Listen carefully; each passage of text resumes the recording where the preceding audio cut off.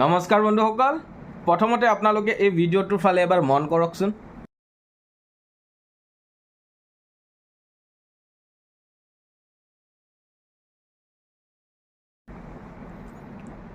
এই পক্ষীটোৱে কি শিকাইছে? এই পক্ষীটোৰ জেগাত যদি আমি আজি মানুহ থাকিলোঁ হয়, আমি কি কৰিলোঁ হয় কওকচোন?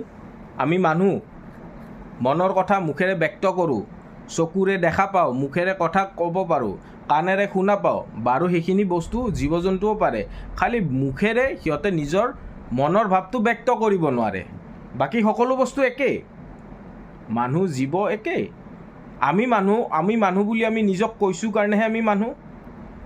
জীৱ জন্তুকেইটাই নিজক কৈছে নেকি?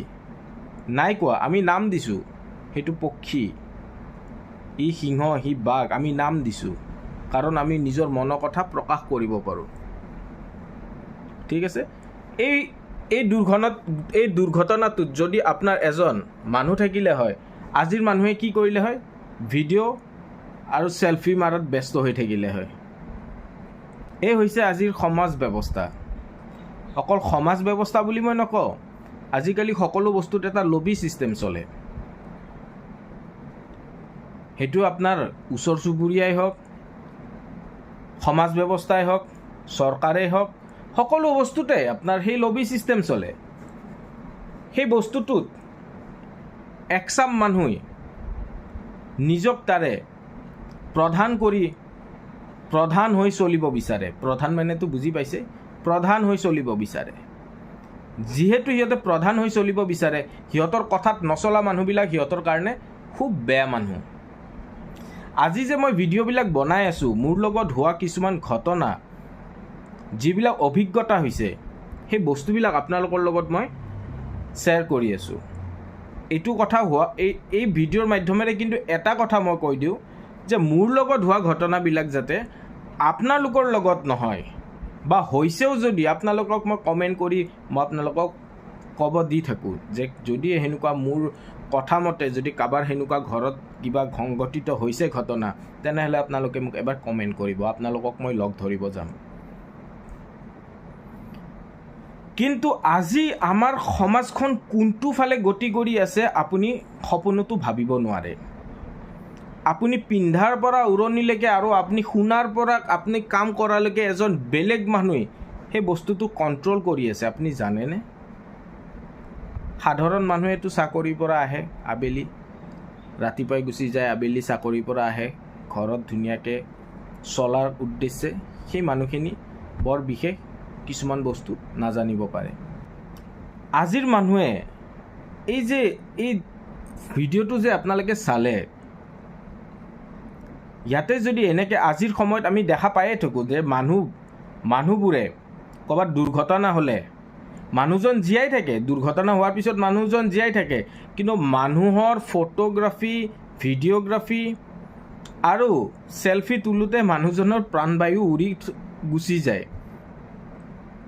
এই হৈছে আজিৰ সমাজ ব্যৱস্থা। সেইকাৰণে কওঁ, আমি কেতিয়াবা আমি ৰাজনীতিৰ পলিটিচিয়ানবিলাকক দোষ দিওঁ, বাৰু সিহঁতে দোষীয়ে হয়, মই মানো এই কথাষাৰ, মই 100%ই মানো। কিন্তু সিহঁতে যে আঁচনিবিলাক দি কেনে আপোনালোকক যে প্ৰলোভনত ফচাই আছে, সেই আঁচনিবিলাক নিদিলে তেখেতসকলক আপোনালোকে ভোট দিব জানো? নিদিয়ে। মানে দুৰ্বলতা আপোনালোকৰ মাজত আছে, আপোনালোকে বিচাৰি উলিয়াব বিচৰা নাই, কাৰণ আপোনালোকক সহজলভ্যৰ কিছুমান বস্তুত সোৱাদত আপোনালোকে উঠি বাঢ়ি গৈছে, যাৰ পিছত আপোনালোকে এতিয়া উভতি আহিবৰ কাৰণে আপোনালোকে অলপ কুণ্ঠাবোধ কৰি আছে এতিয়া, হয়নে কথাটো? সেই যে মই নকওঁ, এতিয়াও কৈছোঁ, যিখিনি মানুহক দৰকাৰ সেই মানুহখিনিক নিশ্চয় দিব লাগে। যেনেকৈ ড্ৰাগছ খোৱা মানুহ এজনে বাৰে বাৰে যদি খায়, সেইটো ড্ৰাগছ আসক্তিত পৰে। তেনেকৈ যেতিয়া আপুনি আঁচনি অধিক খাব, তেতিয়া সেইটো আসক্তিত পৰিব, আৰু সেই আসক্তিয়ে আপোনাক পংগু কৰি কেনে আপোনাক কোনফালে ঠেলিব জানেনে? এলাহৰ এটা এনেকুৱা অন্ধকাৰ ঘৰত সোমাই পেলাব, যিটো ৰুমৰ পৰা আপুনি ওলাব চেষ্টাই নকৰিব। আজি মই যিবিলাক বস্তু বনাই আছোঁ এইবিলাক মোৰ কাৰণে বনোৱা নাই, মই অলৰেডি বহুত ঘটনা মোৰ লগত ঘটি গৈছে আৰু সেই বস্তুবিলাক মই এটা টাইমত উঠাম। কিন্তু এই ভিডিঅ'ৰ মাধ্যমেৰে মোৰ অভিজ্ঞতাবিলাকহে আপোনালোকৰ ওচৰত মই কৈ আছোঁ। ইয়াত কৈ থকাৰ উদ্দেশ্য এটাই, যাতে মোৰ লগত হোৱা ঘটনাবিলাক যাতে আন কাৰোবাৰ লগত নহয়, আৰু হৈছেও যদি আপোনালোকে কমেণ্টত আহি মোক জনাব, মই আপোনালোকৰ ঘৰত যাই লগ ধৰিম। তেনেকুৱা আজিৰ সমাজ ব্যৱস্থা, আজিৰ ওচৰ চুবুৰীয়া, আজিৰ মানুহৰ ভাৱ চিন্তা, সকলো বস্তুৱে এক হৈ পৰিছে এতিয়া। অমুকৰ ল'ৰাজন ভাল নেকি, তেনেহ'লে তাত 10টা বেয়া কথা কওক। এই যে অলপ আগতে মই ভিডিঅ'টো যে দেখুৱাইছিলোঁ যে চৰাইটোৰ, সেইটো যদি মানুহ হ'লে ইমান টাইম চেলফি উঠোঁতে ভিডিঅ' বনাওঁতে সেই মানুহজনৰ প্ৰাণবায়ু উৰি যায়। সেইকাৰণে মই কৈছোঁ যে আমি কোন দিশে যাই আছোঁ,